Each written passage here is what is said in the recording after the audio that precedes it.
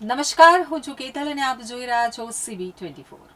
છેલ્લા 24 કલાકમાં 137 તાલુકામાં સૌથી વધુ વલસાડના કપરાડામાં 4 ઇંચ વરસાદ ખાબક્યો છે।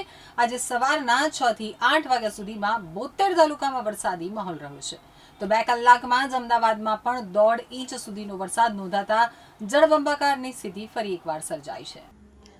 હાલ દક્ષિણ ગુજરાત અને ઉત્તર ગુજરાતના વિવિધ ભાગોમાં વરસાદી માહોલ જામ્યો છે, જ્યારે સૌરાષ્ટ્રમાં વરસાદનું જોર થોડું ઓછું જોવા મળી રહ્યું છે।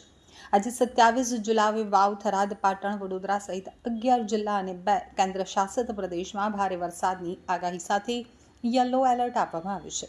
અમદાવાદમાં મોડી રાતથી વીજળીના કડાકા ભડાકા સાથે સાયન્સ સિટી અને થલતેજ વિસ્તારમાં 2 ઇંચ જેટલો વરસાદ વરસ્યો છે, જ્યારે વસ્ત્રાપુર, બોડકદેવ, મેમનગર, ઘાટલોડિયા, ચાંદલોડિયામાં 1 ઇંચ જેટલો વરસાદ વરસ્યો છે।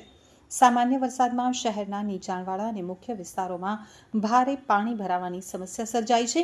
એસજી હાઈવેના થલતેજ સર્વિસ રોડ ઉપર કારના અડધા ટાયર ડૂબી જાય તેટલા પાણી ભરાતા વાહન ચાલકો પરેશાન થયા છે, જ્યારે ચાણક્યપુરી વિસ્તારમાં કમર સુધીના પાણી ભરાતા સમગ્ર રોડ બેટમાં ફેરવાઈ ગયો છે। આ ઉપરાંત ચાંદલોડિયા માર્ગ, આર્યન બંગલોઝ અને સમરસ હોસ્ટેલ પાસે ઘૂંટણસમા પાણી ભરાયા છે, જ્યારે સ્ટર્લિંગ સિટી ઘરો સુધી પાણી પહોંચી જતા રહીશોએ ફર્નિચર અને સામાન સલામત સ્થળે ખસેડવાની ફરજ પડી છે। અમદાવાદ શહેરમાં વરસાદી વિરામ બાદ પણ કેટલાક નીચાણવાળા વિસ્તારોમાં પાણી ભરાયેલા હોવાથી અને રસ્તાઓ પર અવરજવરમાં મુશ્કેલી પડી રહી હોવાથી અમદાવાદ શહેર જિલ્લા શિક્ષણાધિકારી કચેરી દ્વારા તમામ સરકારી, અનુદાનિત અને સ્વનિર્ભર શાળાઓ માટે તાકીદની સૂચનાઓ બહાર પાડવામાં આવી છે।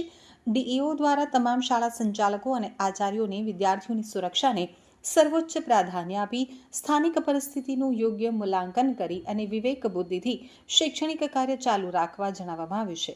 શાળા પરિસરમાં પાણી ન ભરાયા હોય અને વાહન વ્યવહાર સુરક્ષિત હોય તેની ખાતરી કર્યા બાદ જ શાળા શરૂ કરવાનો સ્પષ્ટ આદેશ અપાયો છે। જો કોઈ જોખમ જણાય તો વિદ્યાર્થીઓની સલામતી અર્થે તાત્કાલિક નિર્ણય લઈ વાલીઓની સમયસર જાણ કરવા સૂચના આપવામાં આવી છે। તો હવામાન વિભાગના વૈજ્ઞાનિક અભિમન્યુ ચૌહાણના જણાવ્યા અનુસાર રાજસ્થાનમાં લો પ્રેશર સિસ્ટમ બનવાના કારણે ગુજરાતમાં વરસાદી વાતાવરણ સર્જાયું છે। હવે આગામી અઠવાડિયામાં વધુ એક સિસ્ટમ સક્રિય થઈ રહી છે। બંગાળની ખાડીમાં પણ વેલમાર્ક લો પ્રેશર બનવાની સંભાવના છે, જેની અસર 30 જુલાઈની આસપાસ ગુજરાતમાં જોવા મળશે। આ નવી સિસ્ટમના લીધે 30 જુલાઈના રોજ છોટા ઉદેપુર, ભરૂચ, તાપી અને વલસાડમાં ભારે વરસાદ પડી શકે છે, જ્યારે 1 ઓગસ્ટના રોજ દક્ષિણ ગુજરાત તેમજ સૌરાષ્ટ્રના વિવિધ ભાગોમાં ભારેથી અતિ ભારે વરસાદ થવાની પૂરેપૂરી શક્યતા વ્યક્ત કરવામાં આવી છે।